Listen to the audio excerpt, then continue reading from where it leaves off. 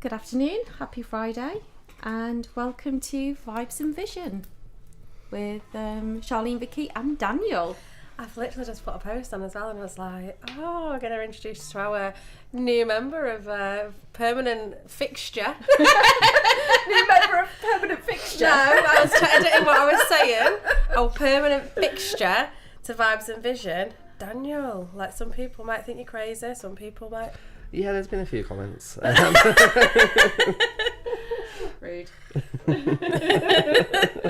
Now I'm intrigued, get back off her. Yeah, I want to know what people think about you joining our Because intrigued. Friday evenings. Yeah, we have the best Friday evenings. We do, and it's particularly as today we're discussing female empowerment in the spirit of International Women's Day tomorrow. I feel like I sound really echoey. It felt like this last week as well though, and it was fine. Do you think I'm in the... Sorry, we've opened a door because it is like a oven. It's like sauna in here today. In the studio. But yeah, feels a little bit echoey. But so apologies if it does. If anybody's listening and it sounds echoey, then yeah, let us know. See what it sounds like your end compared to ours. So, sorry, Kira's just messaged and said, I can't believe we've replaced you. There is definitely no replacing you, Kira, and we're always up for a fourth member of Vibes and Vision, and even a fifth if you bring Bettina along, and you're always welcome to join us in the studio. Like, yeah, 100%. Of any time you like, we will have you. Well, you are joining us in, a couple of weeks' time to come and play Tabletop Roleplay live on air with, I think, Daniel, you're going to do it as well, aren't you? So, yeah, we'll all be reunited. When's that, the 21st? I think so. Yeah, 21st is, there's going to be... It's going to be very exciting. It's going to be very exciting. I think it's even more exciting because these guys don't have an absolute dicky bird when it comes... Like, you were us a year ago. Like, literally. And then we have a follow-up from that with, like, the Enactors members where... they want to do it as well, but they're all like avid tabletop role players, and they know far more than we do about tabletop role play. So it's going to be so interesting to see dynamically how that works. Yeah, so. And especially on the radio as well. Although I suppose we're going to treat it more like a podcast, like we do most weeks, to be fair. Absolutely. Just go with the flow. But going back to our theme of. Female empowerment. So the theme actually for 2025 is Accelerate Action, and in the atrium in the university there was a sheet where people had pinned up. It was for Women's Alliance, and they was like they're preempting for Saturday's Women's Day, International Women's Day. Yeah. And it was really nice actually because I had this big board on the wall, and it was like females was like making a pledge, and it was like either a pledge that they was gonna do or a pledge that they would like to see happen. And there was loads, and there was actually a gentleman there as well, weren't they, doing it when we was there? Yeah, I think it was for everybody. Yeah, and he had his picture taken, if I remember rightly. I'm sure he had his picture taken next to it. But some of the pledges was really cute, and we was like, actually, we'll share them. Yeah. I think the pledges, but also what change they'd like to see for other women, but also change for themselves. And it's feeling empowered to do that. So, shall I go first? Yeah, go for it. So the first one I've got, because we went around and we screenshotted all of them, by the way. So just like that's why we've got them all. It's actually a photograph when you take it with your camera. Just gonna throw that out. Okay, splitting hairs. It makes me laugh because I said it before and I actually thought about it, and I was like, it's not actually a screenshot when you take it with your camera. But I just imagine you blinking like, screenshot. You know that I can't blink, Daniel. That's mean. You can't wink. I can't do that either. Yeah, you can't. Actually, I can wink with my left eye. Oh. Do you have to... Right, just some context. Vicky had to do, you know, when you put your thumb and your finger up to indicate whether it's left or right, because she doesn't know left or right. No, because she takes the mickey out of me having a terrible sense of direction, which I do, and I own it. I do. This is us going to London. Go follow I us was that like, turn left. got the sat nav. which way am I going? And then the best one is like, this is what I actually do, and I still do it. So I used to do karate when I was younger. And like my karate teacher used to say, left leg leading when you was getting into your stance. So you'd go like that. Literally, and I still do it in my head, and I go left leg leading. Oh, it's like, it's left. I want to see you do a karate stance, just so you know. That's fine. We'll take That's one. far more entertaining than A that. teacher.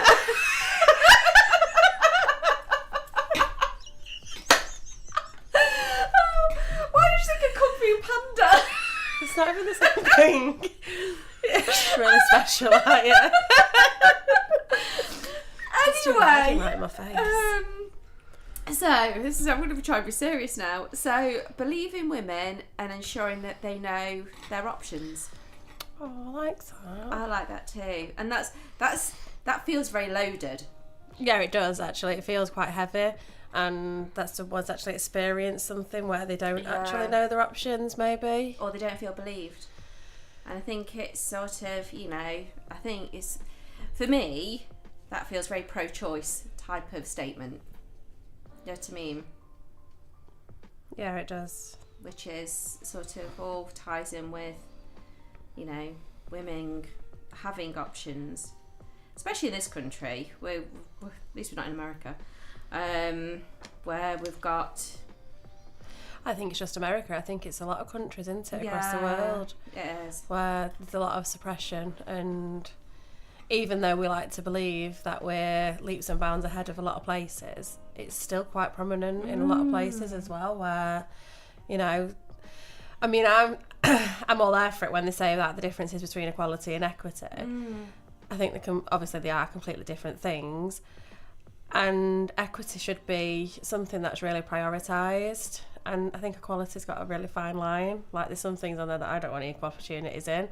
However, I think a lot of equality should be a personal choice, and I don't think women are represented in some ways, and more than they are in others, if that makes sense. It does make sense. So this is like a hot debate and it's equal pay.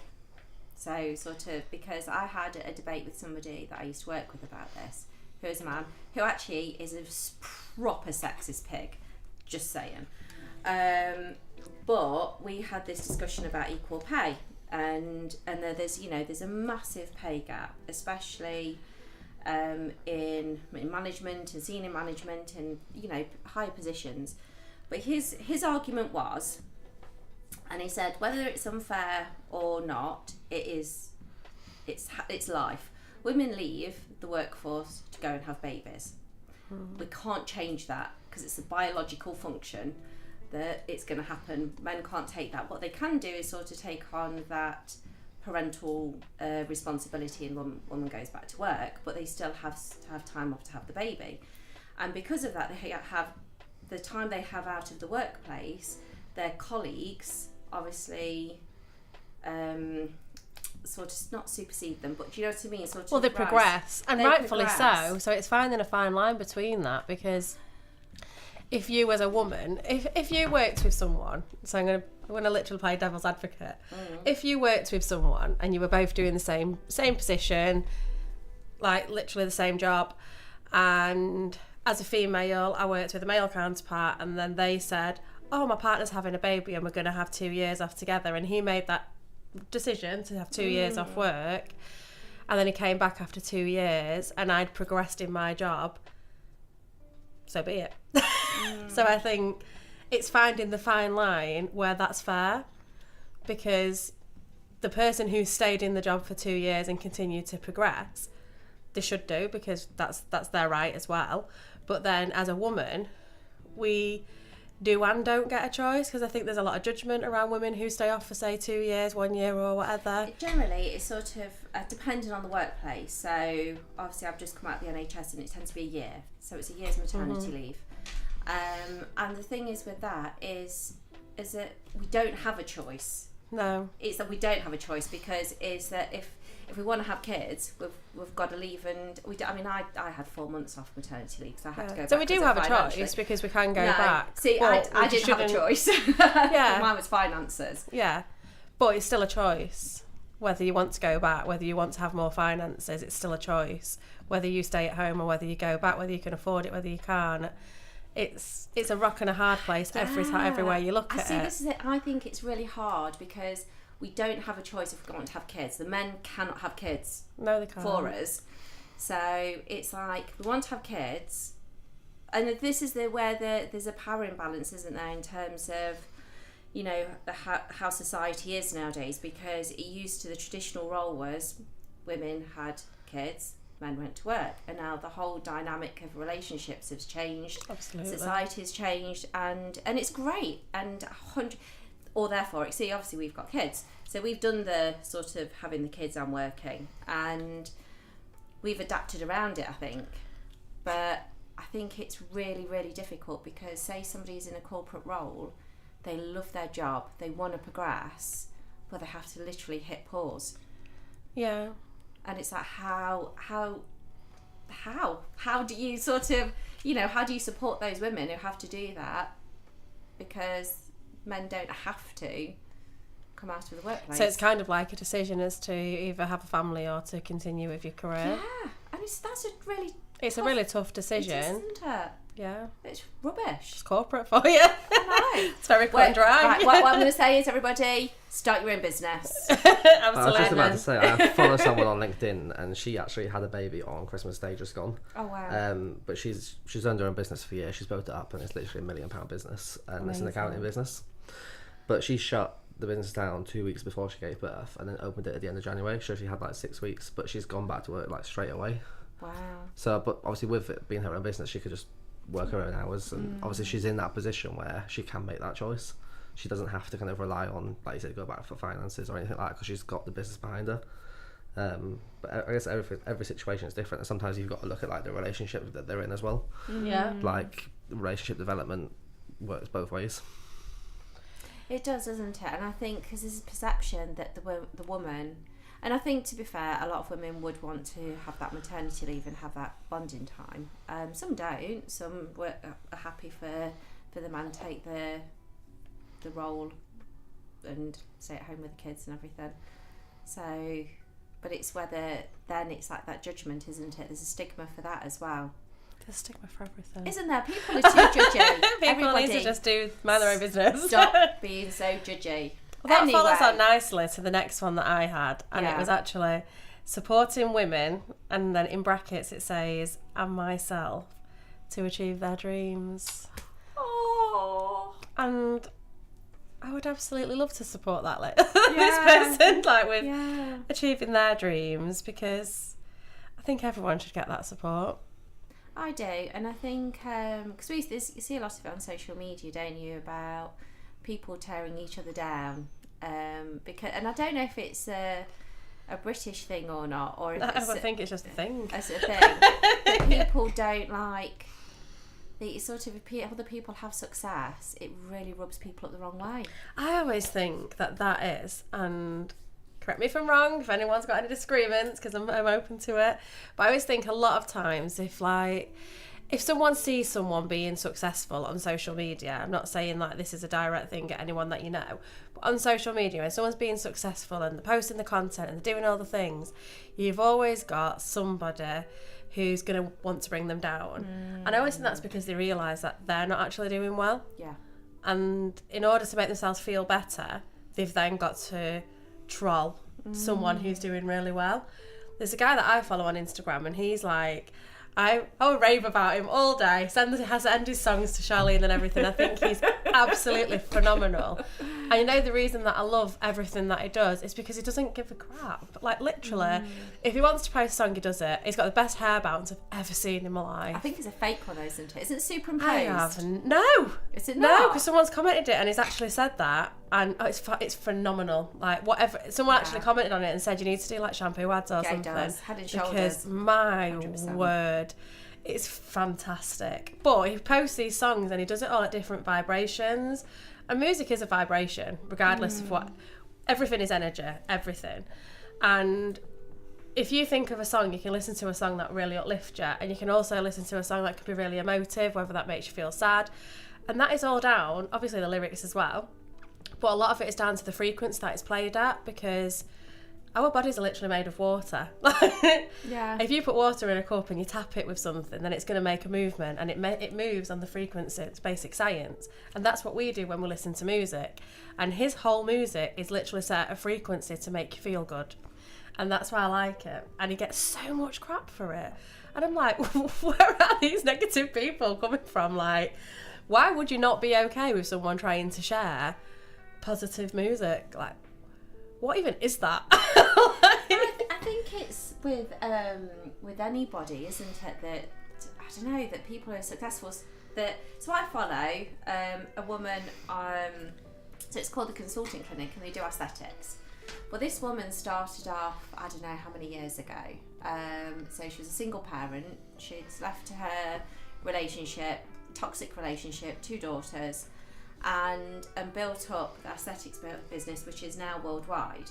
And she's like, she drives Rolls, and she's got an incredible lifestyle.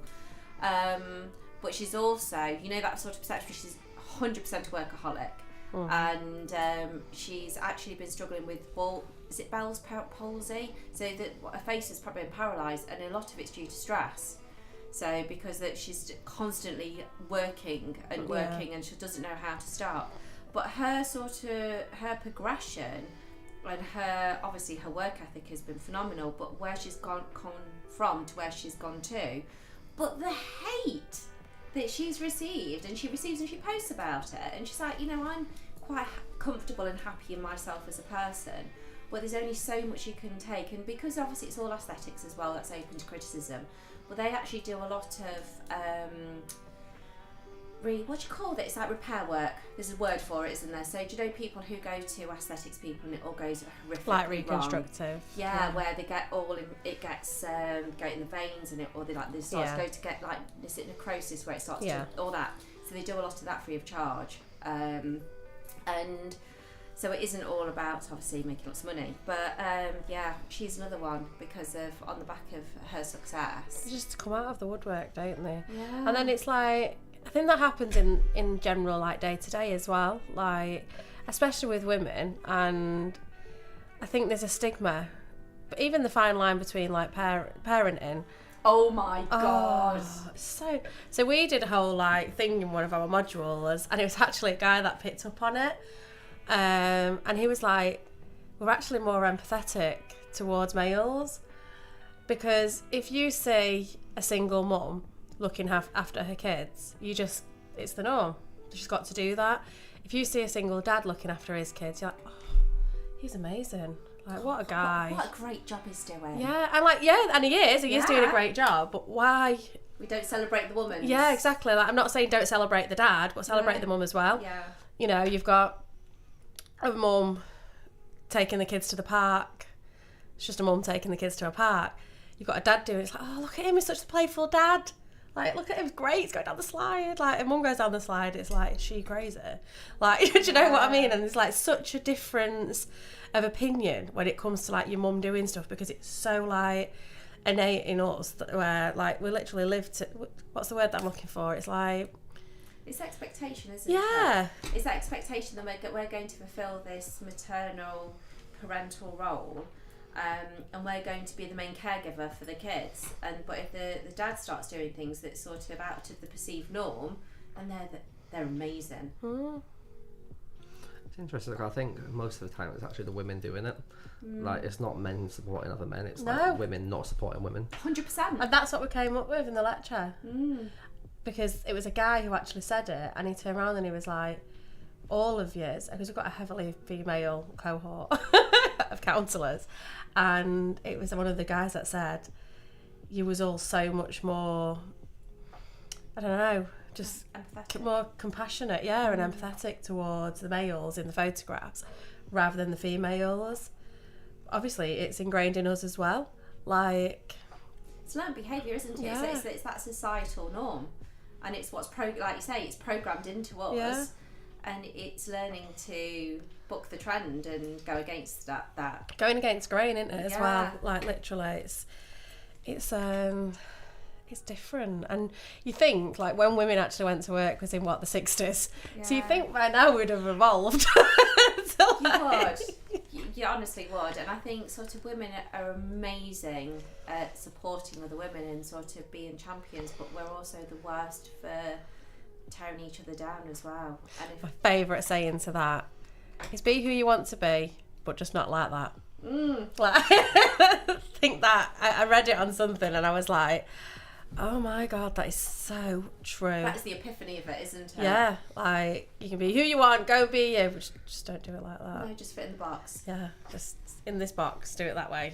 And as soon as you do something out of your societal norms, the trolls come in, they're tearing you down, they're talking about how big your nose is, how your eyebrows meet in the middle or something like that, and they're there for it, aren't So they? bearing in mind all of that, and then we wonder why teenagers want to be accepted and Yeah. you know struggle with like sort of not fitting in, and because if that's how we are as adults and they Exactly. see all that, we don't change. So was talking today. It was like, so I had counselling clients this morning, and we're actually talking about women and what they're like, and you think that you know the childish, petty behaviour regarding friends actually changes as you grow older. No, it doesn't. People never change. All the stupid behaviour you experience in school translate throughout life. Yeah, because it's generational, and if you don't do the work to like realise that as a kid you was probably a bit of a knob. Bitch. Then, Let's just say it. yeah, I said knob. But if you don't do the work and like evolve from that, Yeah. then you're gonna stay there. Like literally, like, you are going to stay there. that is a thing. Absolutely. But I've got another one on here. You're trying to decipher what we're it trying. says. I really am. Yeah, me and Daniel. I was like, Daniel, what does Got this to say? about half of it. Speaking up against injustices against women, but then the second half, I just Oh, encouraging my children to be a voice for change. 100%. Oh, yeah. Because then if we evolve and do that, then the next generation won't have to be stuck with our generational traits and trauma and bitchiness and all the things that we didn't like about ourselves. We won't portray that onto the next generation, and then we can encourage them to stand up and make a change. Definitely. So I love how these are all like linking into each other. They are. And actually, that on the back of that, I've got one which says, I'm going to grow as a person. Go, girl. Evolve. Evolve. Yeah. And it is about, and again, another one, supporting them to achieve their career goals. I'll let you read that one, Daniel.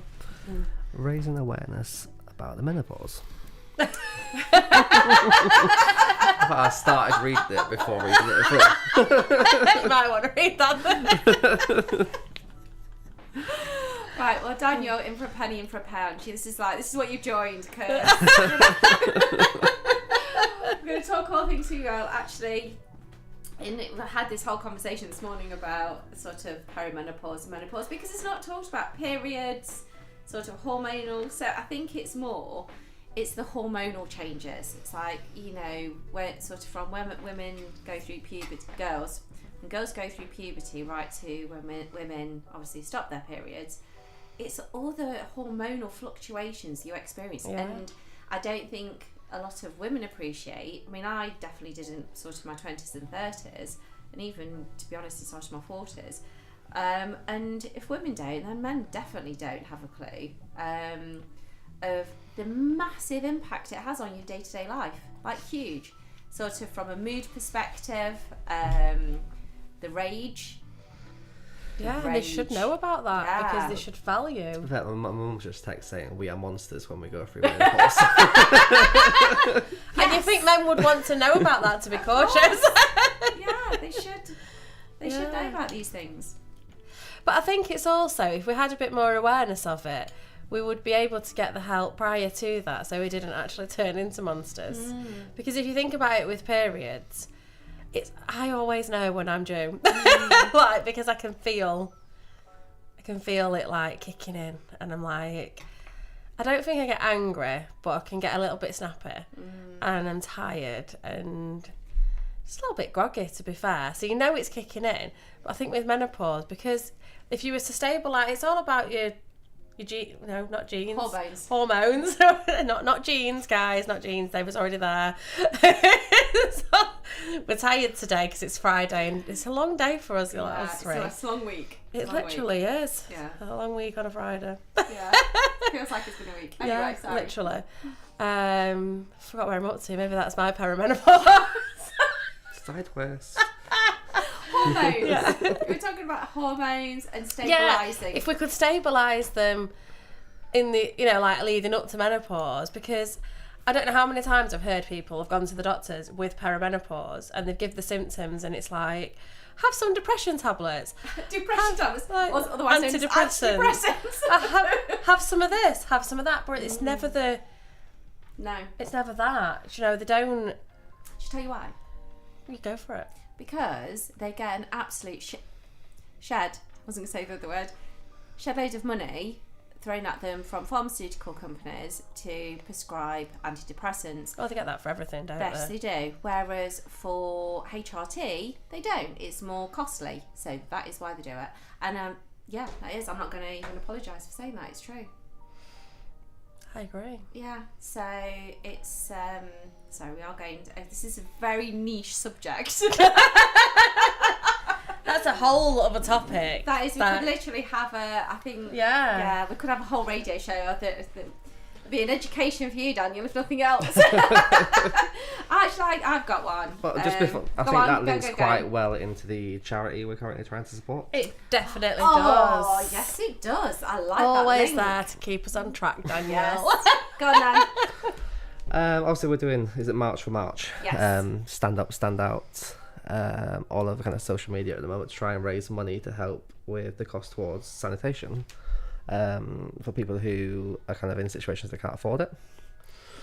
Yeah, and support of period poverty. And for every penny that we raise, well, we'll say for every pound, 50p is going to go towards purchasing sanitary products.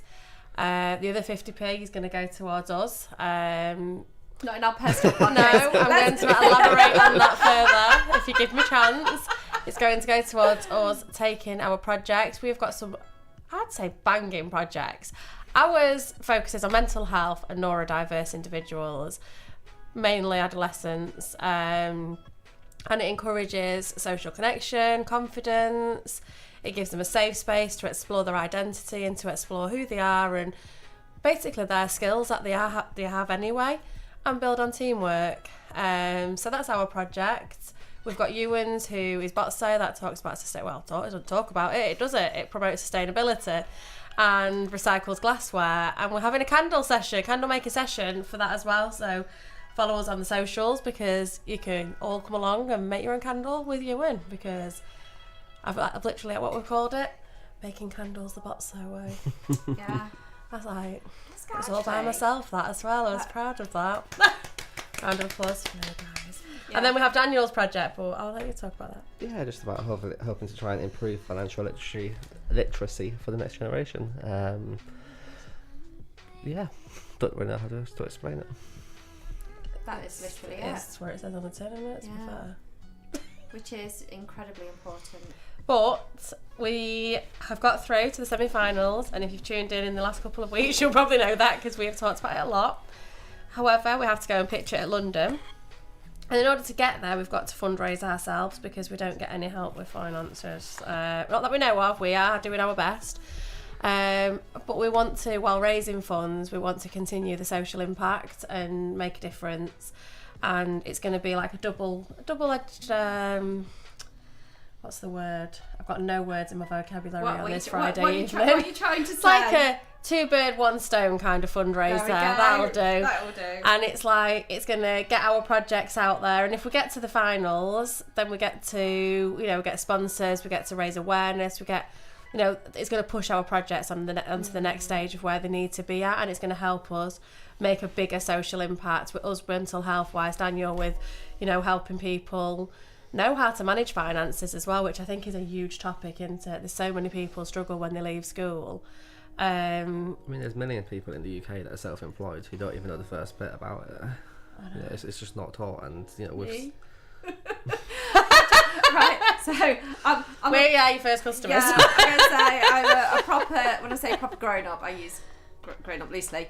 But yeah, I am shocking. I am shocking with my money management and finance, and I think it's like knowing about, like, you know, about mortgages, you know, interest rates, all that sort of thing, as well as obviously there's the whole debt thing side of things. I think there's so much to it that could be taught. And who said it? Somebody's. In fact, I've met up with friends. If Joe and Julie are listening, and they were saying, so you start learning your financial imprint. Is it from 7 years of age? Wow. I know. So, you know, and I was thinking, oh my good grief, I have not been the best role model for my kids. I mean, I think they're better than me, to be perfectly honest, because they save their money and spend mine. But I think that's the same with all kids. Sorry, Mum. Yeah. Sorry to mine too. I'm so sorry to yours. My mum. Oh, your mum. I'm so sorry to your kids. They fleece you as much as mine fleece mine. I was going to say, they need to say sorry to me. But yeah, so I think having, you know, I know you're starting with sort of more of the older teenager demographic, but going forward, adapting that so it's sort of like a part of the primary education. And one thing I want to look at this year is obviously doing something to help kids manage their pocket money. I know not every kid gets pocket money, but I think that's kind of the best place to start. Because otherwise it just gets spent, they don't learn anything from it, you know, it goes on things they don't need. And It's like learning them the value into it as well. As Exactly. Like, yeah. I know a few people on like TikTok, they do it with their kids. So like they'll give them £5, but they'll take £2 towards rent and stuff, but they'll put it towards like their 18th birthday savings account. So it's like they're not taking it away from them, they're just like teaching them to manage the money. Yeah, that's. I wish somebody could have done that for me. All she got was a Fiesta.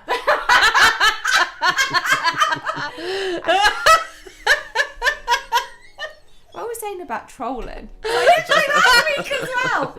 Oh, stop it. You've been posting that to me for weeks. I have. I literally mortified. But on that note, I think I'm going to take a break, and so we can have a drink, and we'll be back to you with some more inspiring insights after this.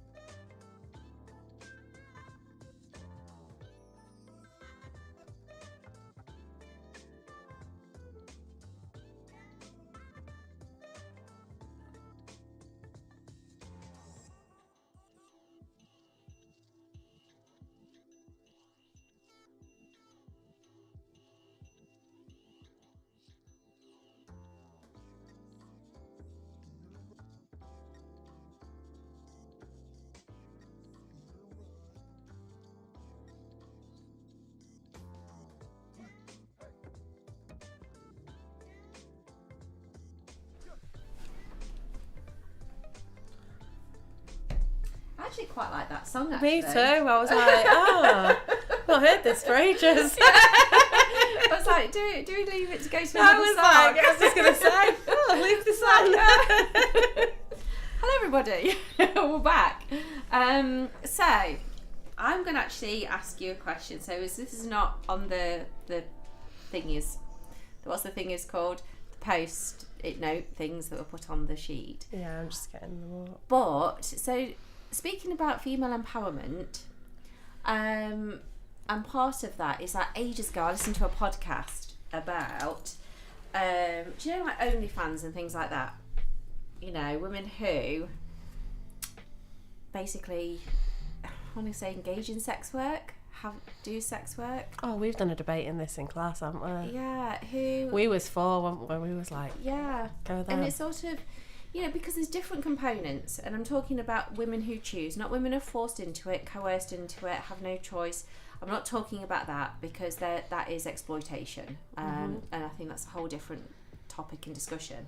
I'm talking about the women who choose to have an OnlyFans account. I mean, there's all the Feet Finder things as well, things like that now as well. Whole different industry. And, you know, work as escorts. That side of things. I think it's their choice. If that's what they want to do, then go them. Sorry, thinking. We both looked at Daniel like, Expectantly. are you going to counter-argue this?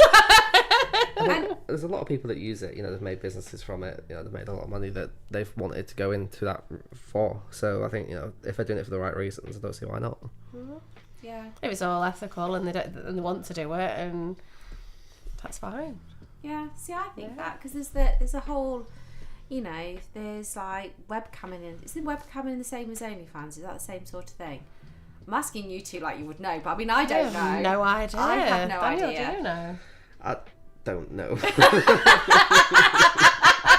it because your mum's listening? I was just thinking that. Just log off a minute, Claire.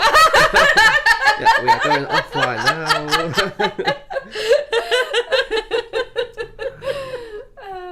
No. No, I'm not sure. No, I don't know either. I just wanted to. Is only cans? That's a whole different. I'll go there. Depends what's in the can. Anyway, OnlyFans is that like a live thing, or is that, because that's going to be through a webcam, I suppose? Yeah, I don't. Or is it know. do they upload the video? Do people have like constant access to that? Well, I think from what I understand, it's like a subscription service. Okay. So, because there's lots of stars, like famous people, who have got them. Yeah, because they don't just use them just for like what it's known for, do they? No, it's not just a sex thing. No, I think it's been promoted in that way because a lot of people use it, but I think it does have another element to OnlyFans anyway, doesn't it, where people can have one. I don't think it's just that. I think there's a whole different. I think there's different accounts that cater to different requirements. So the lady who was talking on the podcast was talking about she had 2, and one was to do with tickling. Okay. And apparently I know it's a whole thing. People have tickling parties, and it's FYI, I hate being tickled. I was just thinking it makes me want to choose violence if I get tickled. If someone tries to tickle me, they do get violence. Are you ticklish, Daniel? Yeah, not always, but yeah, I don't like it. Not always. How do you switch it off? Like, it's always a thing for me. Like, I don't know. I personally don't know any adults that enjoy being tickled. no, like full on in your ribcage tickled. No, it's like under your. See, my kids try and do it under my armpits. It just hurts. Yeah, it does. Charlie does it, and he Dick puts the his finger fingers in. in. Like, what's that? like- Never even seen tickling. No. Just Jabbing. just poking people and wiggling it about. Sienna's so chicken. That's what I'm going to say. That does not Sounded so wrong. In the armpit, poking the armpit, wiggle it about. Sienna, she's so ticklish. So like, and she's so funny with it as well. So you know, like when you're helping her get changed, and she'll put a t-shirt on or a nightie on, and if you go like that she'll say, "We get this off," and then you'll like pull it over her head. And if you just like touch a little bit as you're like pulling the t-shirt off. She goes, lift your arms up. Lift your arms up. And I'm like, no, I did not tickle you. And she doesn't leave it. She's like, she's not happy until she's got you back. And she does that whole dig in and I'm like, I literally didn't do that to you. I took a t-shirt off and helped you put your pajamas on, and now you're coming at me with your full-on aggression. What do you think happens, sort of, like, you know, when kids, it's like you used to really enjoy it, and, you know, everybody, like, loved, like, Never enjoyed it. I mean, I don't really remember it being enjoying it. I hate being pinned down full stop. Yeah. I mean, this is like I'm just trying to keep this PG as well. Oh, we've got some information on OnlyFans. Kira's just put it, hasn't she? Live or pre-recorded, and it also has cooking videos and everything. See, I wouldn't have thought that. Oh, does Bettina watch that Smash? What's it called? Oh, ASMR. No. The food. Smash Bang. See, I would say like Smash Bang Wallop, but it's definitely I not was that. as well. Like, it's like where they just eat loads of food. Oh, like a lot of food. Yeah, but they do it to like an ASMR vibe. Oh no! I couldn't do that. No. Who wants to listen to that That is out loud disgusting. ever? Absolutely not. Like, Bettina, you okay, hon? Yeah. That's not a nice thing. No. I love ASMR mixed with like Reiki, but not food noises. Like, and I don't like this. No, don't. That's like, I knew you were going to do that. No, I don't like that either. I hate tapping. As far as I know, Bettina doesn't use OnlyFans. Mukbangs. Mukbangs, that's it. Yeah. Smash bangs. I think it's more of a TikTok thing, not an OnlyFans. Yeah. I don't think I could go on OnlyFans because it has that connotation. Yeah. But yeah, I'm there for it. If anybody wants to do whatever they want to do, and as long as they're happy and safe doing it. I think I'm there for it as long as they don't share it into places where it can manipulate younger people. Because this whole, I'm not going to say a name because I'm not going to give her any airtime, but there's a person that gets shared quite widely. We spoke about her today. So I haven't got TikTok. So. Oliver mentioned her name, and there's a whole thing where she slept with a lot of people. I think it was like was it like 1,000 people in a very short amount of time. 24 hours, I think. And what? But it's not just on TikTok, it's on Facebook, Instagram, and I think they're making it like it's a really good thing. And I don't really want to give it airtime, to be honest, but for me, I just think anything like that should not be put in the eyes of a younger person who can be influenced by that.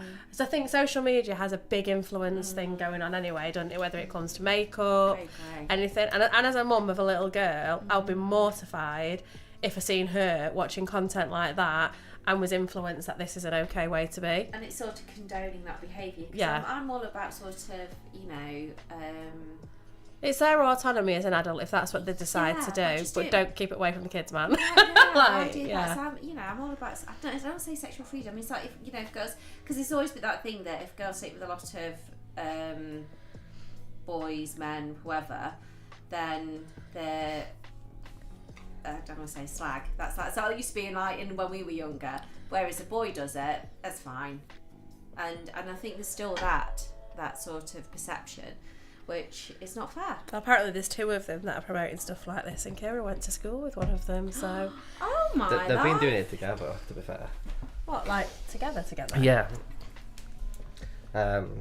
Just obviously seen it on TikTok and stuff, but like apparently one of the universities, because obviously they've been doing it with university students as well, and one of the universities, which is Nottingham, they've been targeting basically students to be part of their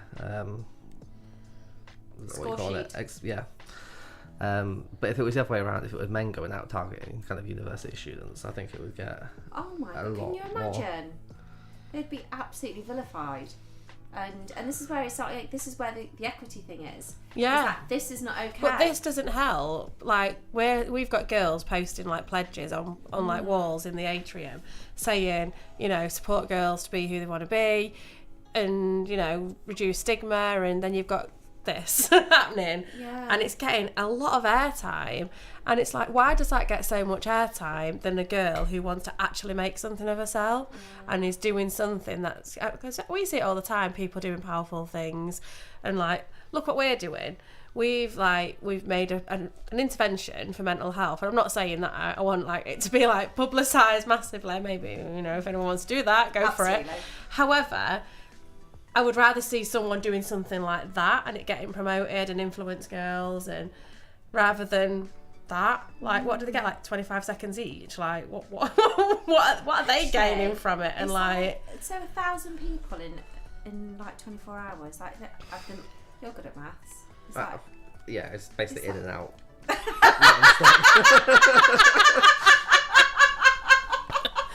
think when it was on the news, some of the guys have been on the news, I think, and they actually said that, you know, not a lot of them even finished. They were just there for the experience. Was she attractive?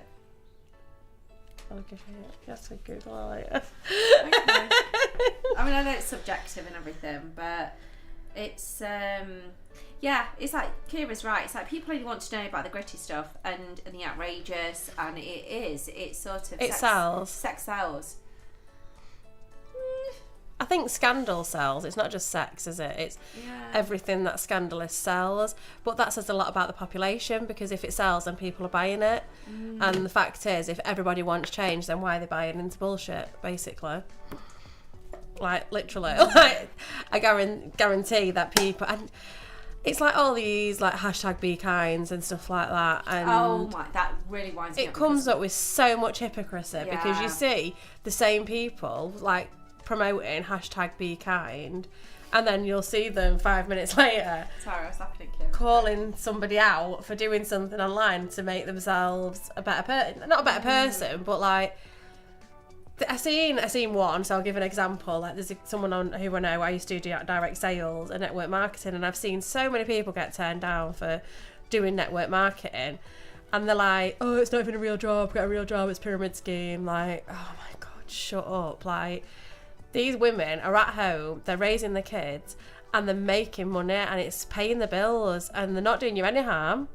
They're selling you a physical product, therefore they are not scamming you, and you have a choice to buy it. So why do you feel the need to do that? If a big brand does an advert and puts it on your TV at home, does that make it a scam? No, because they're just advertising. So why is a woman promoting a product at home such a big deal to people? I'd like a literal, and try not to get in dragged in. Anyway. But no, there was like a whole thing on, like, this guy called it out years ago for being a pyramid scheme. And I was like, can you define that? Because a pyramid scheme is actually illegal and it has no tangible product.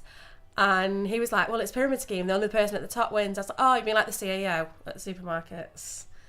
And he just blocked me. I was like, but it's true. Everybody's got the person at the top. So like, what's that got to do with be kind? No, because I've seen people literally drag that down, like people in network marketing, and then 5 minutes later they're posting be kind. And that goes back to the whole, like, hypocrisy that sits within females of, like, you know, you can do it this way but not that way, be kind but don't do that, because, you know, that's not, I don't agree with it, so I can be really mean in that breath. And it's like, what is that? what is that actually doing for society, really? And it's just something that really riles me. I think it's like, it comes back down to, do you know what? I had a thought then. It like literally went in my head and came out again. It was it was about the being kind thing, and it's people jumping on the bandwagon. You know, it's like, rather than being actually genuine and being kind, they're not. It's like whatever's popular. It's like when Caroline Flack took her own life, and there was the whole thing around that about, because people were trolling her up until it happened and were horrific, and which is one of the reasons why, I mean, there was obviously a whole thing going on with regard to her boyfriend, but it was due to that trolling that she ended her life. And yeah, exactly that. And I'm going to say something that which might not, a lot of people won't agree. And I seen a lot of hypocrisy when the whole Amber Heard and Johnny Depp trial was on, and everybody got on Amber's case, because, you know, I don't know enough to, like, say who I believe or what went on, so I'm not going to try and make any, you know, preconceptions and say, like, you know, this person was right, that person was right. However, we don't know any of them people. What we know is the characters that they present on our screen, which doesn't mean we know who that person is. And for me, I've heard, and I don't know how true it is, that she has a lot of mental health, Now, within that court case, I didn't see anybody posting any mental health advocacy, nothing. It was all about how great Johnny Depp was, which is great. If he's got fans, then go and support him. But then she got trolled a lot, and she did. And how do we know that some of the stuff that she was sharing wasn't real? Exactly. We don't know that because none of us was there. And they tore that woman down in the exact same way that they tore down Caroline Flack. And if she was to then have done the same thing, which thank God she didn't, then they'd have done the same thing. Exactly. Yeah. But then, because what is it? Which one did Caroline Flack use to present? Love Island. It came out just as after the whole trial, and I've seen the same people, and I actually did a post on Facebook, which I don't normally do, but it really wound me up. And the same people was posting all these things about Amber Heard, and then the next minute they're like, #be kind. I was like, wow, where does that come from? The hypocrisy on that, we wasn't there, we don't know, you don't know Johnny Depp any more than you know Amber Heard, and you can't make them assumptions that because you see them on your screen and they do look like phenomenal people, and they might be, I'm not saying that they're not. How can we do that? It just goes to kind of media and sheep mentality, because that's what we do. We follow what the media says. Yeah. I just think it's really sad that we do that. And even if she was in the wrong and she did do all those things, I still don't think we need to be mean about it. Well, we mean to. We're even with our sort of, towards stars. We're mean to each other. You know what I mean? On a day-to-day basis. Yeah. Look at all over social media. People, there does need to be more kindness. People need to be nicer to each other. Yeah. Because there's a post that I've got somewhere that's saved, and it's motorway, and then above each car is things that are going on with somebody potentially. And it literally, on the sort of the overriding message of it, is everyone's got something going on that you don't know about. So it is literally, you don't know the next person what is going on for them. No. Just because they don't post their life on social media, which a lot of us don't, doesn't mean that there We isn't don't have stuff going on. Yeah, exactly No. that. And just because it's not highlighted, or some people, and we did this the other week, so I'm not going to say it. Some people like to share their stuff about where they're at, what's going on, the feelings, their emotions, and that's great. If that's how they deal with it, then that's fine for them. But then let's not minimise the fact that someone else over here might not want to share all that stuff, but it don't mean they've not got it going on. Yeah, exactly. And I think that person can then get overlooked just because they don't want to share it.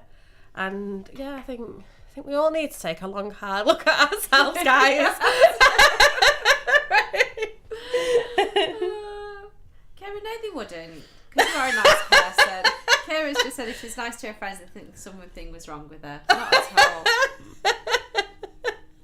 You're a nice person. Although I hate the word nice. I think it's such a meh word. I think lovely, good, great, smashing. It's nice right up there with hun. Hun. Oh God, I hate that word too. Someone calls me hun. Yeah. I'm going to do that every day. Do you know what I realised? All right, hun. Although I know you're taking... Daniel's laughing because he knows I will. Yeah, of course you do. I just want to see the reaction. You know what the reaction would be. So you know. Standard. But you know, I think yesterday I replied to a message with a thumb. It was okay and a thumbs up.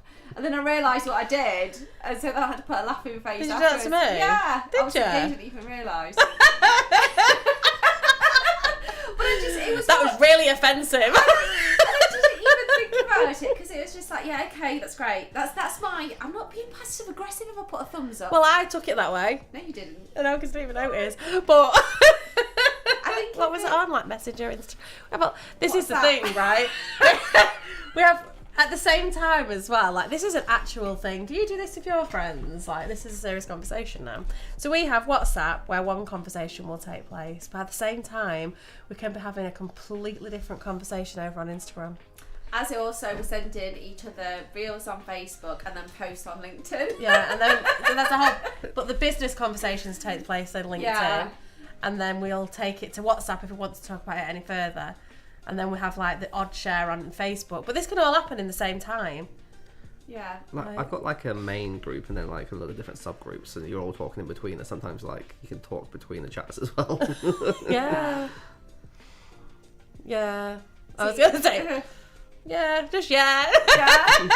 Yeah. We definitely use all the social media platforms to converse, don't we? But it's funny because like we'll be having a conversation with each other on WhatsApp, and then all of a sudden like Charlene will send me a reel, and then I'll go and reply to that, and I'll be like, oh, that's so funny, and send her one back because I've seen something else on there while I'm over there, and then we can have a conversation on that, and then we could be talking really serious on like WhatsApp, and then I'll go back and respond. Like that conversation was with someone completely different, but then I'll talk to that conversation, then go back to this one, and you just reply to each of them as we go in. And it's like, that's a skill on its own. It is a skill. Like we don't bring the conversations your communication together. style is side quests. I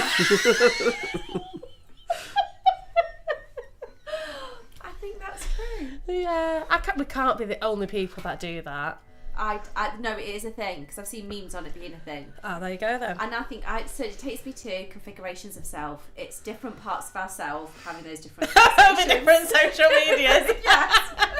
Where is my shadow self today then? Yeah, it's like they've got our business self, our everyday Maybe self. my shadow self is on Instagram because we send some questionable things. Yeah, we do say some questionable things. So we talked about, yeah. So I think our algorithms are really Weird. unique. Do you have a good algorithm? No. What a question! That's up there with like, how you doing? To be fair though, if you was on a date, it might be worth asking like, what algorithm what's on your FYP? Because it's valid. Yeah, that would give a great insight to somebody actually, wouldn't it? Like, I don't want to read your messages, but I just want to scroll your FYP and just see what's going on with you. Yeah. Like, because mine will be all about ADHD, bit of TTRPG, lots of manifesting, lots of meditation, and people falling over, which I find funny, and then send it to Charlie. Mine's a lot of dogs and budgeting, I think. Yeah, see, mine's a lot of, I can't even know, but mine's really random stuff. Mine's a bit like sort of very poignant quotes. There's like quite a lot of tarot stuff. Then there's like comedy stuff. There's a lot of comedy stuff actually. Friend stuff, ADHD stuff. I've got a lot of money things lately, so I'm taking a really good vibe from that as well. Yeah. Like, I've just gone on to see what's on my FYP right now, and it says the universe is going to send you an extra £14,000 on the 10th of March. 2025. Share this to receive. So I'm going to send it to you just in case. And I'm going to send it right back. That's cool. Do it. And then the next one, how I start the day with my ADHD child. Sums it up. Yeah, it does. And Kira's saying as well, which explains a lot actually, because she's another ADHDer. Could be having the deepest conversation with somebody on one social, but then sending memes on another with the same person. Yeah. That's what we do. That's what we do. And the best of it is we do it on the phone as well. Like, we'll be on the phone to each other in a conversation, and I'm like, just check that reel out that I've just sent you. I have watched a reel while I've just listened, but we do that. Is that a woman thing, Daniel? I think so. Over to you. I wonder if it's a woman thing or it's an ADHD thing. Those who are listening, please let us know, because maybe we need to do a poll like over social media and find out. Yeah. Are all females doing this? Yeah, or is it? Or if you're doing this, Are you neurodiverse? Yeah. Or are you not? I think There's a study in there somewhere. There is a study in there. I don't think it would be a very valid one, because I don't think anybody would see the. Because apparently, I was talking to, the last lecture that I went into, I was talking to the guy who's the chair of the ethics committee, and he was saying that now anybody bringing new research, they have to give a valid, so basically what social impact their research is going to provide, to justify actually doing it. So not that they get funding for doing research, it's just so they can actually do the research. So I don't know what social impact that would have, determining, maybe just do a poll. That's enough. That's enough of so we can't do research, so we'll just do a poll. To be fair, there's a lot of people on social media. So my mum says, women can do it as we have many wires in our brain. Men only have a box and can think of one thing at a time. That's don't want to say it because I'm going to go with it's true. guys. Yeah, it's like, actually, because I don't know any guys with ADHD. Apart from the Sky Man, right? So when I signed up, The Sky Man. She was on the phone to the Sky Man. She rang me. She was like, I've been on the phone to him for ages. an hour and a half. To the Sky Man. Who phones Sky and stays on the phone and has a conversation for an hour and a half with a salesperson? No, because I rang up because I wanted to get Sky for my new house. And so this was like last summer. And he was so lovely. And so we had a whole chat and he was like, yeah, I'm ADHD too. So then he was like, then he would just gone through a breakup. And it was all very fresh for him because so that, you know, they were having to like sort of separate in terms of houses and everything. So we had a whole conversation about that. So you know, we sorted out the Sky in about 10 minutes. Then we just stayed chatting on the phone for an hour and a half. What did you talk about? I have no idea. I obviously told him what I was doing at uni. Done like the research. Don't work on commission as well. The poor guy. I bet he was like, He was asking me questions. oh, was it? This wasn't me talking at him. It was a conversation. It was a two-way thing. He definitely then may well have. So Kira just said her boyfriend has ADHD. Do we want to interview him? Oh yeah, Yeah, absolutely. yeah, Bring him in. yeah. Let's because the only women, obviously it's women because females. The only people I know are females with ADHD.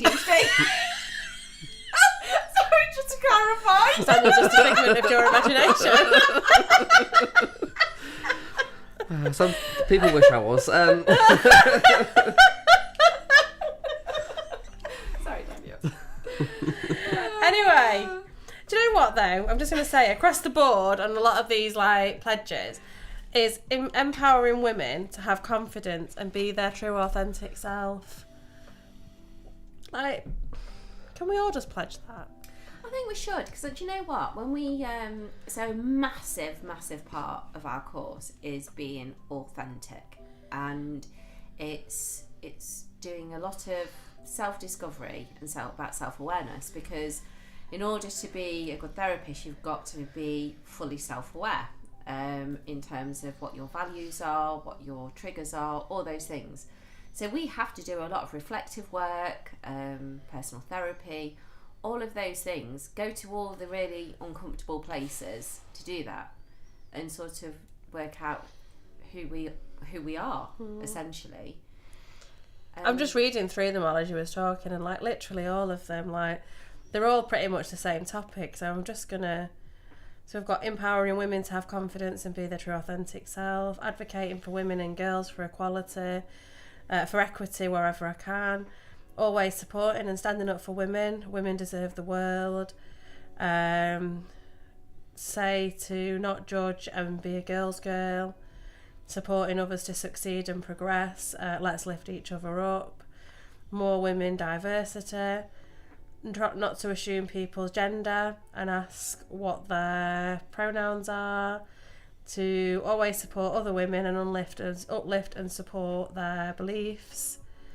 And then to remind women, that we are living in the 21st century and they need to come back to the times and we're all equal.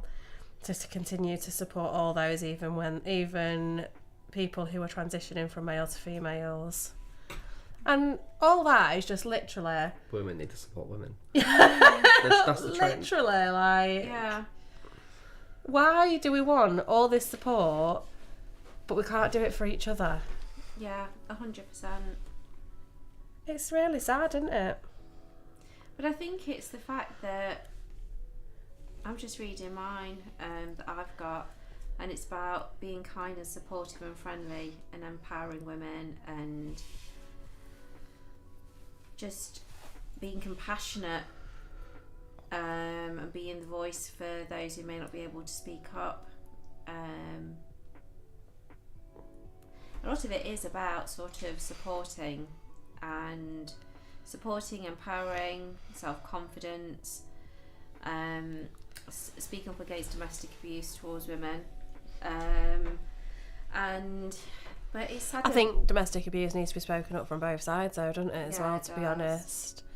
I think I'm never going to say it's easy for any party to do that, but I do think that there might be a lot more stigma for it, and maybe a lot more difficult for a man. I think I'm just looking. And I don't want to say a lot more difficult because I never would minimise any type of abuse. I've been in an abusive relationship, and it's not easy to come out and say that and to, you know, get out of it. But there's just something where, and I've never experienced it, so I don't know, but I feel there might be, that it's that stigma that a man may get or feel he'll get. I think it's that sort of being is it emasculated? Yeah. And so it's a double edge, isn't it? Because they're being abused by a female, which is there's the abuse itself, but then the emasculation on top of it, and is horrific. I can't imagine how horrific that must be. Yeah, it's not nice from either side, and I think just standing up for that from all areas, I think, is just really important, and the whole topic on its own, to be honest. Yeah, it is 100%. But I think we're going back to sort of the empowerment and being, you know, that people feel comfortable and confident to be their authentic selves without having to feel that they've got to be something else. But I mean, 100%, you know, empowering women, but I think that's the same for everybody. Yeah, definitely. Everybody should be able to be authentically themselves without fear of judgment. Yeah. I would swear if I could, but It'd be a very boring world if we were all the same. Oh my life! And yet everybody wants everyone to fit in a box. Like if we all look the same and we all acted the same, that's gonna freak you out. Yeah. When anyone does anything out of a traditional societal norm, everyone's like, "Oh my god, what are they doing?" And they feel that something is triggered inside some people to be like, "I need to pull them back into this like societal box that we have." And it's like, no, you don't actually. Let them fly. Or is it about control? Is it this whole thing? Is that if everyone fits in a box, then they're easy to control? Or if you're not brave enough to actually step out of you know, there's a lot of things that stop people from doing that, not just being brave. Is it a case of if somebody moves out of a societal norm and actually makes something of themselves, is it because it reminds them that they're not? There's so many things, there's so many reasons why, but if we all just did the work, we could then promote other people to do what the hell they wanted to. Should you have a song? Let's do it.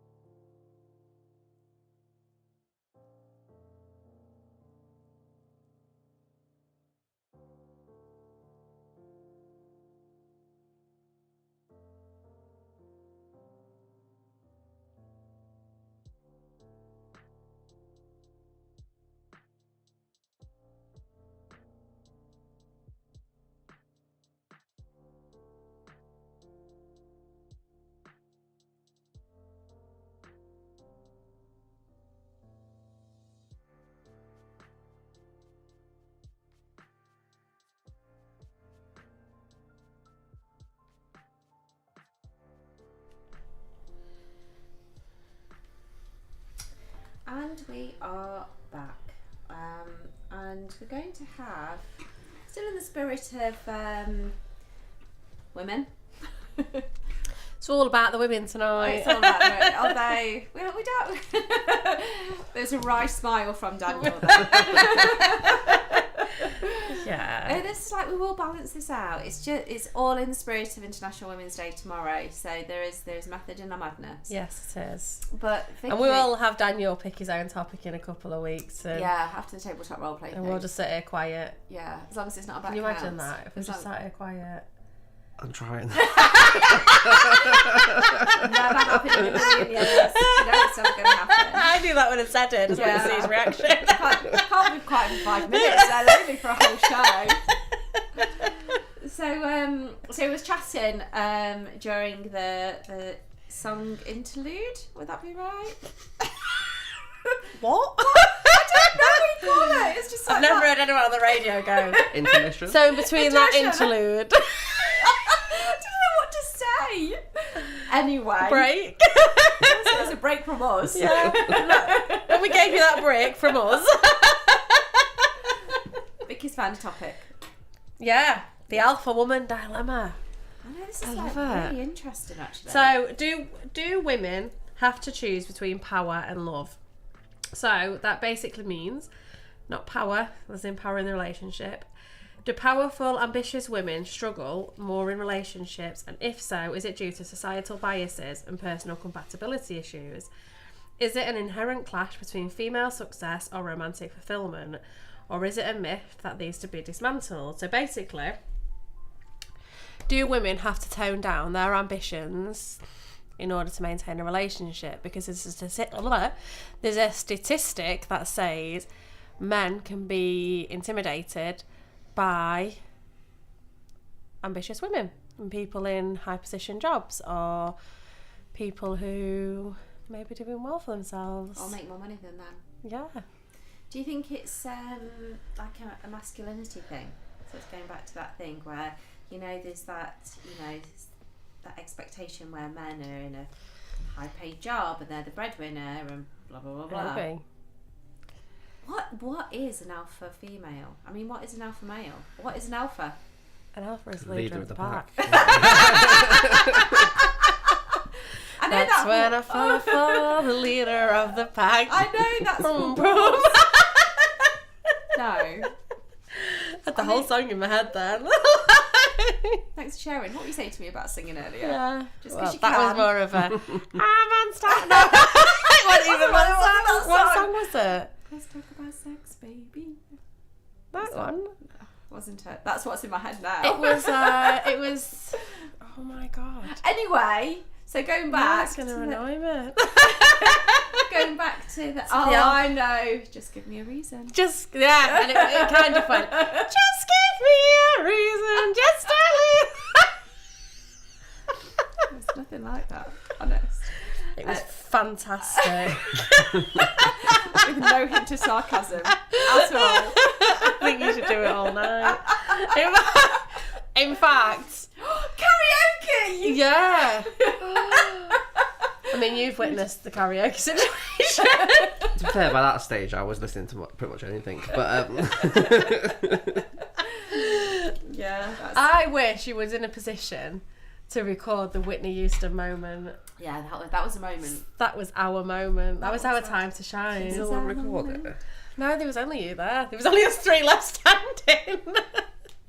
I think Sam was there as well. But I think Sam was Oh, he was, he yeah. was. I don't know where he was actually. I think he I was don't in the really crowd. remember a lot of that song. Oh, I do. It's like loving it. Anyway, we're digressing from an alpha female and Yes. So, the first one is the intimidation factor. Do men struggle with successful women? So the argument for, basically, and I'll take your opinions when I've gave you the for and against, and we'll have a Okay. discussion. So the argument for is many men feel threatened by high-earning, highly ambitious women because traditional gender roles dictate that men should be providers, which is what you just said. Studies have shown that men often report lower satisfaction in relationships where the woman earns more. This results in successful women being told to tone down and let the man lead. The opposing argument for that is It's not about intimidation, it's about compatibility. A power imbalance in either direction can create issues regardless of gender. The problem isn't male ego, it's about how both partners navigate ambition in healthy ways. Right, so my take on that is 100% that it's about compatibility, because I think that if a guy who's got a problem with a woman earning more money and being in Sorry, Kira's just messaged and said, I've just listened to that lovely Pink impression in Lidl. You're welcome. You had Vicky's and not mine. I think 100% it's compatibility, because if a guy's got a problem with a woman's success, that's more about his insecurity. And if it doesn't matter who does what. It's like whether the man's got a higher paid job or the woman's got a higher paid job. If you're in a balanced, supportive relationship, you'll be like, I can't think of right on. Yeah. For both. You just support and cheer and Be the cheerleader regardless. Be their cheerleader, absolutely. And the thing is that surely when you got together with a person, you know that they either were incredibly ambitious or they were already in a really good job, and that was what their trajectory. But if you were both in a really good job and then one went further than the other. But being in a relationship is about building each other up, so it doesn't really matter who gets built up. So maybe it is kind of compatibility then. I think it's the person. I think so. The thing is that, do you know what? And I think with so many relationships, it comes down to that it's not just compatibility; it's that communication in the first place, and it's being able to express how they feel about things. Before. Like these are probably conversations that need to be had. I think when people get together with people, they don't have the important conversations from the get-go. No, because, imagine it now. Picture it. Mental image, guys. You're on a date, first date. You sit down, you're like, what do you think of ambition then? No, you don't. You're not going to say that. Of course you're not. But you get that impression. When you start chatting to somebody, you get a feel, you get a vibe for like what are your goals, what are your dreams, what are you're obviously through the conversation you find out if they've got aspirations and what those aspirations are, just through. And if you don't do it during a conversation, you're not having the right conversation. Well, no, and you should find out. If somebody, and I suppose that could be taken either way. So just to give you a debate versus on that. So someone could look at that as like, you want to know if they're ambitious because you want them to fit in the criteria that you're as an ambitious woman. You want someone to meet you at that level and be ambitious with you as well. So yeah, you don't need to chase the same dream, but you're chasing a dream that's similar. So you do your path, I'll do mine, but you're both being ambitious. However, what if you met a guy, really liked him, everything was a green flag, but he was like, no, I just work at the supermarket and I don't want to progress from there. That's a personal choice. It's a personal choice. But it's what aligns with you and what you're, like you said, it's like literally, I want to know what somebody is, this is a personal perspective, because I want to know what somebody's, what their goals and aspirations are, because I'm ambitious, not in a materialistic, I'd love to be rich. We'll be rich, we'll be well off, we'll be all the things. But I'm ambitious to achieve all the goals that we've set out to do. Absolutely. And so I am ambitious. I am ambitious. I have always been ambitious. So I want somebody to, exactly what you said, who's ambitious for their own path. Yeah. And I think if you can, I don't know what you think of this, just having like a male's point of view, but I think it'd be really nice if like there was two people. They're on their path, you're on your path, and then you can, even if I don't have any idea of like what their path entails, I still would try to understand it and be supportive. And if they got that pay rise, if they got that job, if they got that business promotion, if they got a contract of their own business and they set up their own business and and it became a massive big business, and regardless of where I was at with my path and my dream, I would love to be able to be like, if we didn't have, even I'd do that for you, or like with Daniel's got his projects and we've got ours, and it's not in a relationship, but if Daniel goes out there and makes £1 million next week and we haven't, I'm like, oh my God, mate, that's amazing. Yeah, absolutely. Because I want to support that. one time I will celebrate manifesting. I'm sending you all the vibes. But no, I think you're right. I think it's, each other. You got to support each other, and if one person isn't supportive, maybe you're just not the right fit.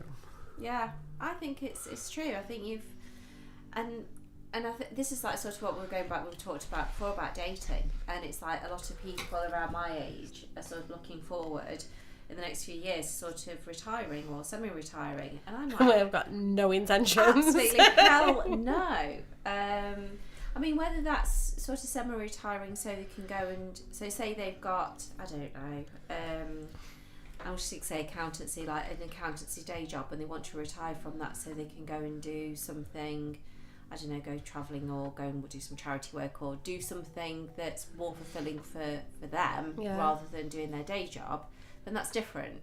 Yeah. But to sort of to retire, just go and, oh God, actually they're to travel, but I haven't got time to travel.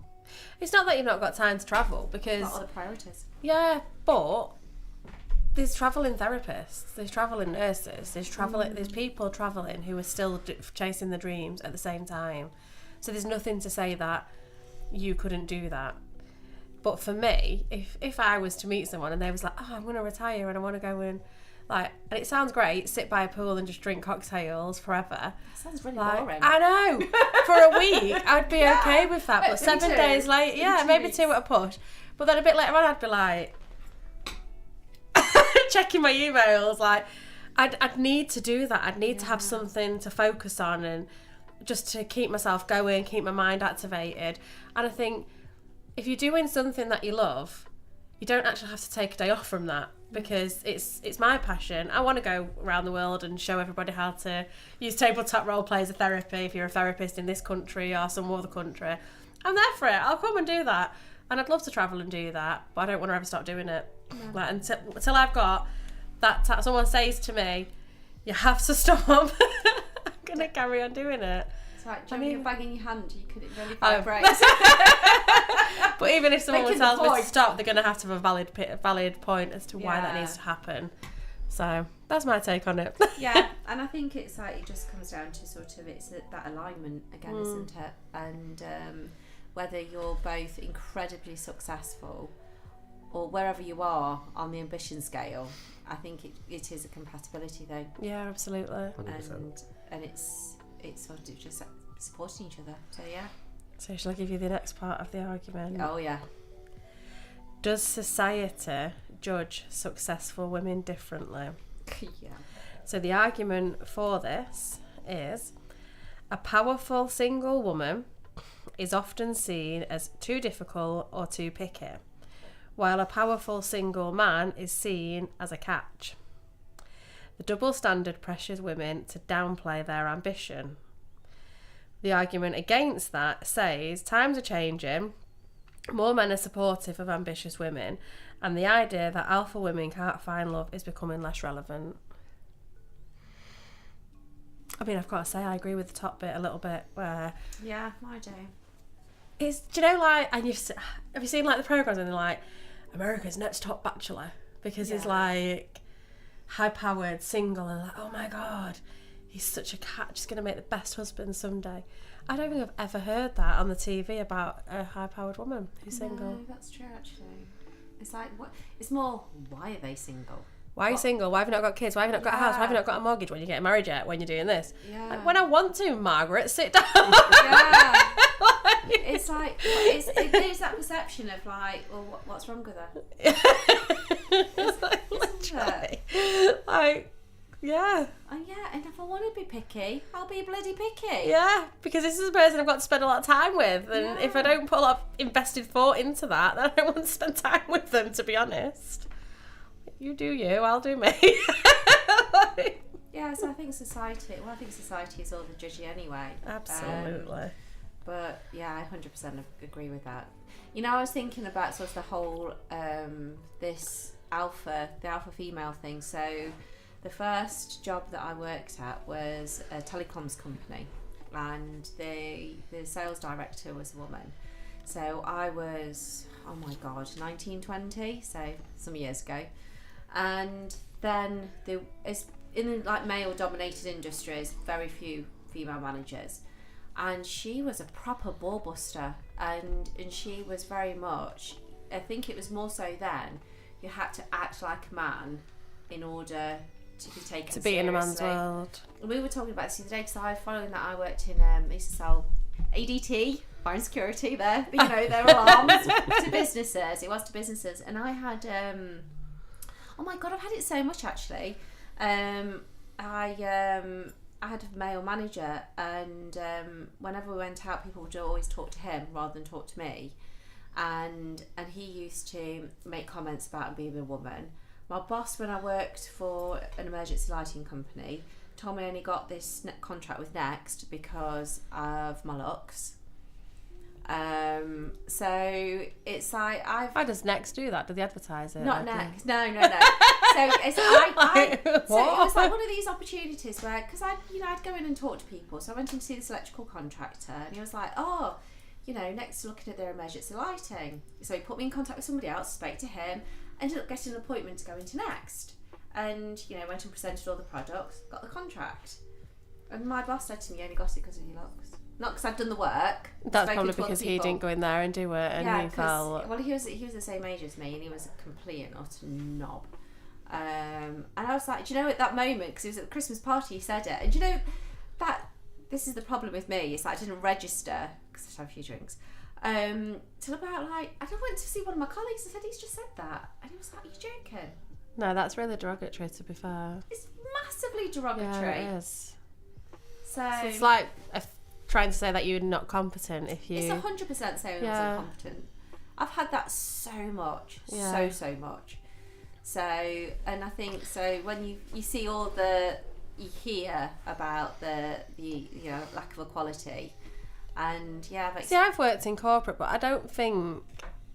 See, when I worked in corporate, everyone was the ones that I worked in they were all mad. Like everybody was just like, it was really. I've been quite lucky actually with the corporate jobs that I've had, and everyone was just a little bit wild, and they were all friends. So I did feel. I feel now that I was really lucky looking back at that. I've worked in a pub, and I've had worked for sales, doing selling houses and customer service, and I don't know, I've worked with some really lovely people, men and women, to be honest, and I haven't actually witnessed that in any way, shape or form. oh my, I mean, don't get me wrong, I've worked with, like, my customers have been phenomenal, and I've been away to Germany quite a few times with, like, huge groups of men, and had a great time in a very platonic way. Let me just hasten to add. Get you an OnlyFans then.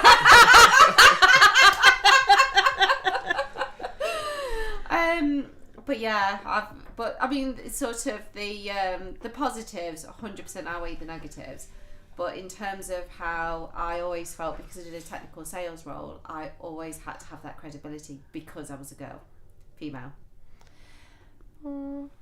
I think it's probably just the environment as well, isn't it? Of like who works there as well would have that impact. I think it's the industry, but also because I was in it for quite a few years, and I was one of the few females to start with. But then there's like a lot more females came through. There's a lot more female lighting designers working in the consultants. So there was that transition and that shift of more females in the industry. So it's the construction industry, and it's very male dominated. Yeah. But I think it's that's where the change is. And Joe, when somebody put about the comment about that change, it's that it's like why they're trying to get women in tech and in STEM, and it's trying to shift that. Trying to shift that stigma and try to empower women to be in them spaces and. Just go out there, girls, and make some noise, man. Just go and do it. Take one for the team. Like, literally. Do it because you love it. Yeah. Because you enjoy it and you want to, make a difference in however you want to make a difference. And because it's still, even like in the healthcare industry, it's still 80% women. It is.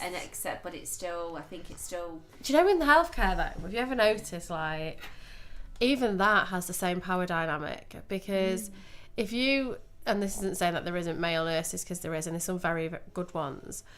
Even that, when you go to like the doctor level, and again there's female doctors, but it takes that there's more female nurses, and then the further up the ladder it goes, they become less female and more male when it comes to like your specialists and your and maybe that goes back to like people going off on maternity leave and not being able to progress or get the extra training. But there is that dynamic that changes when it becomes to the power, and that imbalance then starts to like shift from the females seem to be on the front line in the nurses stations, and you get the health, is it like the support workers, healthcare assistants, and then you've got the cleaners in the hospitals, and the hospital couldn't run without any of them. But then you move up the ladder again, and it takes that shift of like male female role. Yeah, definitely, and sort of the management roles. Because I think about the executive who were in charge of the trust that I work for. It's all men. So yeah, same thing. Although, sort of saw a lot more student nurses coming through, males, and in our team we had 2 males, which was really good. You need it. You need the absolutely balance. You need the balance of men and women, because all women together and all men together is just as bad. My sister, so just digressing again, but my sister works for a car company, and she is I don't know if she's ever been the only one, so she does like body work, sort of filling and painting and spraying, all that sort of thing, and she's the only female in that department. And she's worked there for quite a few years, and they've been like all the drama. So yeah, she's sort of literally had that frontline experience of. What is it like being in all male spaces? Are you dramatic? I guess you can be. I guess the claws can come out. To be fair, I think sometimes it could actually a lot worse. Really? It depends kind of who you're with, I guess, and the kind of the environment. But yeah, I mean, also when I've been working, again, looking at finance kind of a little separately, it's very male dominated as well. Like you have the admin roles that are kind of, you get your females, but as you go up the levels, it is male, and I think there's only kind of, looking back at the last 8 years, there's only kind of been one female that I can pick out of everyone who's kind of stood out in a higher role. So I think it is still kind of across like all industries. I think the only one industry that isn't male dominated is HR, which I think is very female dominated from the experience. Yeah, I mean, working in different roles, every HR that I've come across, and even if you ring somewhere and you ask for HR, it genuinely is females that are on the other side of the phone. So yeah, that's interesting. It is interesting. Yeah, it's a whole new perspective you just opened up there, Danielle. Yeah, so you think about it. Yeah, it's like the same with schools as well, because a lot of I know that there is male teachers, but even that it's still a heavy female-dominated environment. But when you look at head teachers, it's mainly males. Yeah, that's what I was going to say next. So yeah, that is true. So Ian, my friend, when he was on his course in Stafford, not only was one, I think he was, I don't know if he was the only man, but he was also like a mature student as well. Oh, that's great. Oh, but bless them, they looked after him. So did they? Yeah, that's so cute. These young girls looking after dad. It's like we have, we're uni mums. He was like a uni dad. That's fantastic. Oh, so cute. But yeah, it's interesting, isn't it? How there's like the traditional. I think there's still that perception. It's like, do you know my uncle and my auntie? So my uncle was in the police, my auntie was a nurse. My cousins, the boy went to be in the police, the girl went to be a nurse. It's like, how random is that? It's not though, is it? Because they say that anyway. Like, is that path that you follow? Like, I haven't followed a path that like anyone in my family's ever been down. But it's still that caring role. So my mum used to be a carer, and I think you pick up them traits along the way, and you are because of the people who you're with.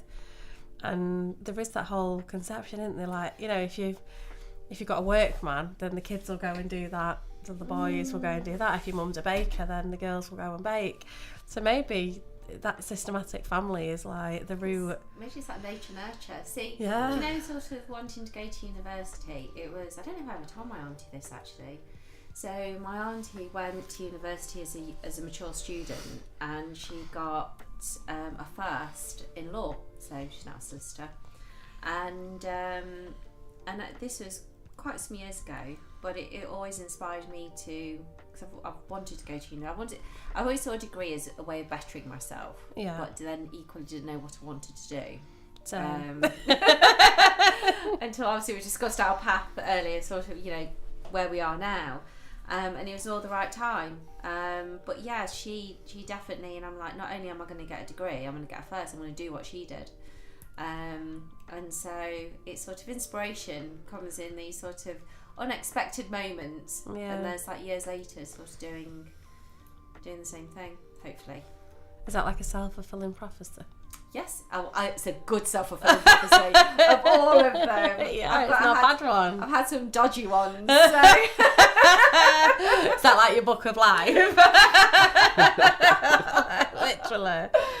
Yeah. We've had a whole conversation on that whole module on it, to be fair. Which bit? About the whole, like, well, not a module, but a lecture on like the book of life and the self-fulfilling prophecies and things like that, and how they can manifest into the person that you are today. And that's, do you know, sort of when I was speaking about it before, this side quest, it's like that conversation about fate. It's like, is everything set out? It's like, you know, it's like, is there a predestined path that we have that's already set out for us? Because if there is, then is that, what do we influence that? Or is it sliding doors? Who knows? See, I like to think of, I love that film, by the way. I mean, it's sad, but it's a great film. So that sliding doors, where you like that decision, it can go either way, and it's like when you forget something and you have to go back for it, and it's like that could have stopped something else from happening. Yeah, right. Yeah, I get you that. know, those sorts of things. And is it because obviously we're quite spiritual. Yeah, That's the right word. that is the right word. It just didn't sound right. And I do believe that I have guardian angels. That, you know, there's somebody looking out. You know, well, most of the time, not when I get a £500 car bill, but then there's that, because there's a bigger reason. Charlene's got that guardian angel. She sits with mine on a bench, and they both look at us going, What the "Why? bleep, man? What are they doing now?" Yeah. Well, what did we do to deserve this? Yes. They sat on a bench, like, maybe one day Yeah. catch a break. Then I'm thinking, why are they sending me? Literally this week. So I've had the council tax thing, and then the car thing. It's like the universe is definitely testing my resilience where finances are concerned. Well, you know what they say? It gets worse before it gets better. They also say it comes in threes, so Look. what's the third thing? The caterpillar did not know he was about to become a butterfly before it got really bad, right? He did not know that. He just went with it, and then he evolved. That is true. So let's stick with the caterpillar theory. I am of the opinion it's always going to work out. Yeah, absolutely. So I don't like to think of like fate. I actually sent you a message the other day, didn't I? Because Charlie was over Yeah. this whole like, ooh, like, through the phone, like, this isn't going to work, I'm going to be so broke. And I was like, I was panicking. oh my God, put your positive pants on and add some delusional, like, no, I said Delulu. Yeah, you did. A sprinkle of Delulu. I said, and just remember that it's all going to be okay. Calm down, man. Yeah. She was like, yeah, I've done that. It's all right now. Took a deep breath. That was a really good message. I appreciated the message because I was having a panic and stress. I'm not being able to go out. I'm not being able to do anything. I'm not going to be able to afford to eat. Yeah, that was it. She sent me a whole voice note. Like, I'm going to have to eat beans on toast. I mean, okay, there's nothing man. wrong with beans on toast. There's It's nothing wrong with great. beans on toast. Put a bit of pepper on it. It's quite nice. What's the sauce? Yeah. What's the sauce? Oh yeah, do it. Take one for the team. I'd have that for my tea. Why not? Yeah, not sort of as Yeah. a soul. No, yeah. No. Have spaghetti one night. I hate spaghetti. Oh, on, I don't mind some spaghetti on hoops. toast. Oh, absolutely Oh, not. I like That's spaghetti hoops. Do you like disgusting. spaghetti hoops? I prefer beans. Yes. Yeah, I like beans, but I like a bit of spaghetti hoops and scrambled no. egg. Bit of spaghetti hoops and scrambled egg and a bit of pepper. See, I can't stand scrambled eggs. So. Shock. I've never met anyone that doesn't like eggs. No. No, eggs I'm fine with, just not scrambled. Scrambled. What about boiled? Yeah, boiled, poached was my favourite, then boiled and fried. So one of my quick teas, like scrambled egg, but with pepper, mushrooms, onions, and chorizo. So I don't like mushrooms, but onions and chorizo. I don't like mushrooms either. But do you know when it's all sort of fried Just eat together? some. Yeah, no, it's all fried together because you can't really taste them. Because I'm okay with mushrooms when you can't taste them, and it's all fried together with the because it's like the chorizo. Then I put a bit of hot sauce on. Mwah. Chef's kiss. It's like an omelette or. A scrambled scrambled egg. egg. I'd have it both. But they're I've had so much egg lately because I'm on a whole protein thing. So I'm eating all the egg and all the chicken. Like, honestly, like, I was even realised that Tim Horton do, like, red pepper omelettes. They're pretty good, you know. Like, £1.50, go Tim. And that's, like, my new go-to when I'm out and about. And I'm like, I'll go to Tim Hortons, get myself a vanilla latte and an omelette. Nice. Nice. Kira's team spaghetti as well. I just seen that. Why not? Do you have scrambled egg and pepper too? With a bit of brown sauce. Oh, do you know what I yeah. used to like? Do you know like the tins of beans with sausages in? Love them. My kids Yeah. like them as well. Yeah, it has been years since I've had those. Or like cheesy beans on toast. Anyway, we went from female empowerment to cheesy beans on toast. That took a big turn. Shocked and stunned. Yeah. Basically, while we empower ourselves, we're eating beans on toast to get through it. It's cool. Well, so since Not the eggs again. It's a theme, isn't it? literally every Will there be show- a week without eggs? I don't know. I feel like they're very prevalent. You know, they're very prevalent? prevalent. No, Yeah. I know, but I was going to think of something else to put with it. Like, maybe we should design a logo where one of us is holding an egg or something. Like, egg on your The face. photo you showed me just did it like egg questions. I mean, we look like eggs on that picture, don't we? I'm gonna send it to her in a bit because are there eggs in TTRPG? I mean, they could be. If you take the wrong turning. Golden eggs. Oh yeah. Yeah. And then if they open it, it could have treasure in, or if not, it might just end up running in on your face. If you roll a 1. Yeah. Oh my god. So, yeah. Yeah. I'm gonna bring the eggs when you're playing. Yeah, there's gonna be eggs. So what I was going to say is, as soon as oh god, I was just like proper shaking. As soon as we come into the end, I can't get my words out now. Start again. As we're coming to the end of the show, Sounded like one of them book readers then, you know, like, gather around kids. It's the end of the night. listen closely. Who does that? Is it I know that Ian Somerhalder did one once. I'd listen to that over and over. Oh, Tom Hardy. Tom he Hardy, does. that's who I was thinking Tom of. Hardy. And it was like, he read like a fairy tale, didn't he? Oh, That's yeah. He sounds like one of them people then that's going to See lead if us. you could do it. Good audio That's Tom, will he box. like, will he join us? Tom and Ian? We would. Right, that would be the first time you'd witness us quiet. We would be silent. Well, yeah, we would actually be silent. Do you know what I went back to the day that we went to that TTRPG event? I would have loved Yeah. Daniel to have been there to like witness it. So we went to this TTRPG event with Ian, and we got invited anyway, and he had all these guest speakers, and we knew nothing of TTRPG at the time. We just knew that we wanted to incorporate it into an intervention. Can I just say, it was actually it was March the 27th last year, so it's Yeah. literally a year ago. So. Wow, that's I know. ace. So we sat there, and Alex, our supervisor, well, one of our supervisors, came with us. He actually knew nothing about it either. And we goes into this room, and it was an in-person event, and like Ian was doing all the They had speakers and Yeah. everything, didn't they? but there was a room full of like psychologists, PhD students, people in like from other universities, avid D&D players, and then just me, Charlene and Alex, who knew absolutely nothing about it. That was the quietest we've ever been in our Ever. lives. The We whole didn't say day. anything. Whole day. Not many times. Yeah, because we literally had all the imposter syndrome. But then that at the day. end of it, Ian went, because he was like, he introduced us to the room, and he was like, Vicky and Charlene have come along because they're actually doing some research. I'm sure they'll be happy to answer any questions, but if you get them into a conversation, they'll keep you here all day. Like, thank you for that.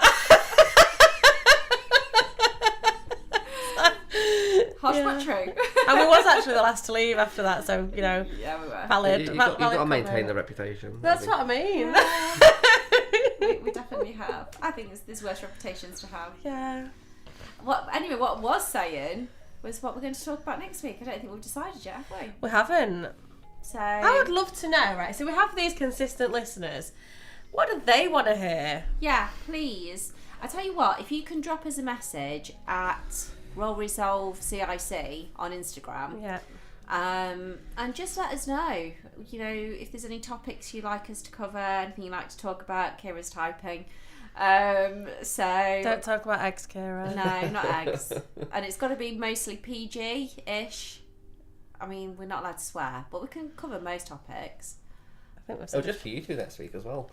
Will it? Oh, you I'm on ditching us, aren't you? Poppy duty. Oh, bring the So- puppy. Yeah. If he was well trained enough, I would. But That's it's definitely future. We've got time. We've got time for him to come. I'm so grateful that it's part of your Friday night routine, Kira. Maybe you could join us next week. Yeah, Kira, come in next week if you're free. Yeah. Because I know Bettina can't, because Bettina's going to see her boyfriend, isn't she, next So week? Kira can come in and I'll puppy sit. you'll regret that. You'll regret it. Yeah. Oh, she's coming in. Has she agreed? Say okay. She's put okay. No, Shelley says, oh. Oh. You haven't sorry. got your glasses Haven't on. got my glasses on, because the thing is that when I've got my glasses on, my earphones dig into my head. So I can't actually see. Bettina's with her boyfriend this weekend. She's free next weekend. Oh, Maybe we could have like a pre-discussion about TTRPG ready for the week after. That'll be cool. Yeah, should we do that? Can you both come in on the 21st? I know we could- Message us. Let us Message know. us, yeah, because we couldn't have this whole conversation by sort of. I apologise to the listeners Yeah. that we're sorting this out live on air. So yeah, we could be talking about anything next week. But we would still like to know, all these people who do tune in consistently, like, what do you want to listen to? What topic do you want us to find and bring to the actual table? Literally. Music is not an option. On our radio show, we don't talk. We talk. We don't talk. We don't talk. No, we don't talk. Not at all. We never talk. No, we're silent as mouses, and that's just who we are. Yeah, so it is more like a podcast than a radio show. But we're okay with it. We are They're okay okay with with it because they listen, and we're very Yeah. grateful for that. And the music's questionable. And actually, we do. You know that you just said that we can message us on Raw Resolve. However, we do actually have a Vibes and Vision Instagram. Oh, we do. Where we will be sharing content from shows. So you can actually go over there to Vibes and Vision 1111 and join us over on there. Message us, send us some stuff. If you see any debates online and you want us to like elaborate on them, send it. We love it. Oh yes. And yeah, share the content with your friends as well because we'd appreciate that. Yeah, share the love. Thank you so much for listening. It's been lovely for you to join us with us. Oh my goodness me, the brain's gone now. Friday, great, love it. See you next week. It's been lovely. Thank you so much, and we'll see you next week. Please say lovely like that. Okay. One more time before we go up there. Lovely. It's right up there with Fiesta. You weirdo. It's right up there with Fiesta. I'm going to screenshot that later. No, she will actually clip it and send it. So